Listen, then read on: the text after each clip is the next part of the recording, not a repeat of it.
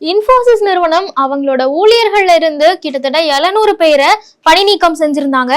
இந்த விஷயத்தின் மேல உடனடி நடவடிக்கை எடுக்கணும் அப்படின்னு இந்தியாவோட லேபர் மினிஸ்ட்ரி கர்நாடகா கவர்மெண்ட்டுக்கு வலியுறுத்தியிருக்காங்க. இந்த விஷயத்துல இன்ஃபோசிஸ் தரப்புல இருந்து என்ன சொல்லப்படுது, இன்ஃபோசிஸ் செஞ்ச தவறு என்ன, அந்த பணியாளர்களுக்கு என்ன நிலை ஏற்பட்டது, இதுக்கு லேபர் மினிஸ்ட்ரி என்ன ஒரு தகவல் கொடுத்திருக்காங்க அப்படிங்கிறது தான் இந்த வீடியோல டீட்டெயிலா பார்க்க போறோம். சில நாட்களுக்கு முன்னாடி ஐடி இண்டஸ்ட்ரியே கதி கலங்கி போற அளவுக்கு ஒரு முக்கியமான விஷயம் நடந்தது. அது என்ன அப்படின்னா, இன்ஃபோசிஸ் நிறுவனம் அவங்க கிட்ட ட்ரெயினியா பணியாற்றிட்டு இருந்த 700க்கும் மேற்பட்ட எம்ப்ளாயிஸ பணி நீக்கம் செஞ்சிருந்தாங்க.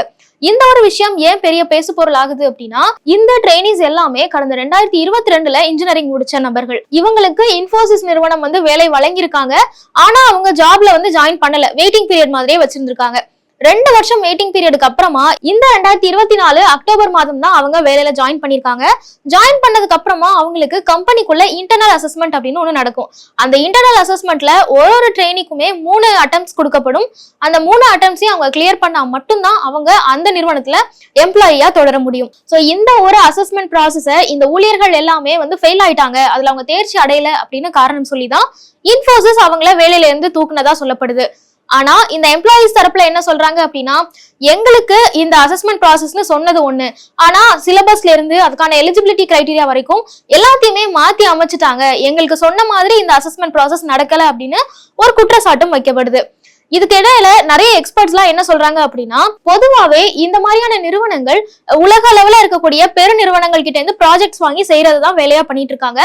அப்படி இவங்க ப்ராஜெக்ட் வாங்கணும் அப்படின்னா, என்கிட்ட இவ்வளவு மேன் பவர் இருக்கு, அதனால இந்த ப்ராஜெக்டை எனக்கு நீங்க கொடுத்தீங்க அப்படின்னா என்னால இவ்வளவு சீக்கிரம் இதை பண்ணி கொடுக்க முடியும் அப்படின்னு அந்த நிறுவனங்கள் கிட்ட காமிக்கிறதுக்காக தான் இப்படி ரெக்ரூட் பண்றாங்க.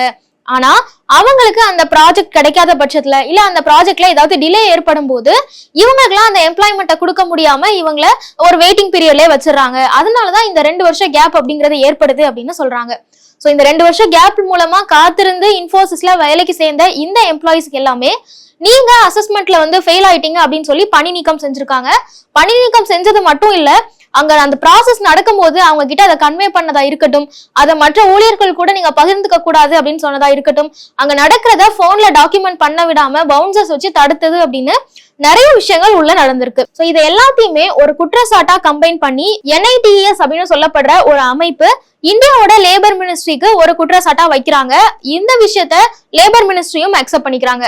அவங்க அக்செப்ட் பண்ணிக்கிட்டு கர்நாடகா கவர்மெண்ட்டுக்கு, ஏன்னா இந்த விஷயம் நடக்கிறது எல்லாமே மைசூர்ல இருக்கக்கூடிய இன்ஃபோசிஸ் நிறுவனத்தோட பிரான்ச்ல தான் நடக்குது, அதனால கர்நாடகா கவர்மெண்ட்டுக்கு ஒரு லெட்டர் அனுப்பிச்சிருக்காங்க.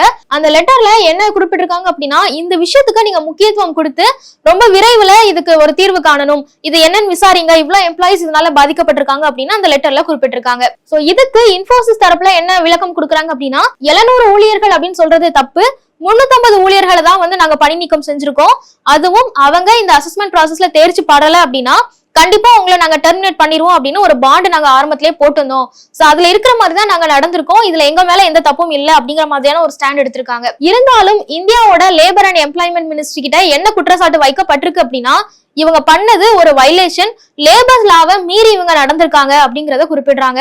சோ இப்போ மினிஸ்ட்ரி அர்ஜ் பண்ணிருக்காங்க கர்நாடகா கவர்மெண்ட், இந்த விஷயத்துல நீங்க ப்ராப்பரா கவனிச்சு அந்த எம்ப்ளாயிஸ்க்கு சொல்யூஷன் கொடுக்குற மாதிரியான ஆக்ஷன் எடுக்கணும் அப்படின்னு சொல்லியிருக்காங்க. இன்னும் வரும் காலங்கள்ல கர்நாடகா கவர்மெண்ட் இதை எப்படி ஹேண்டில் பண்ண போறாங்க, இந்த எம்ப்ளாயிஸ்க்கு எல்லாம் தீர்வு கிடைக்க போகுதா அப்படிங்கறத நம்ம வெயிட் பண்ணி தான் பார்க்கணும்.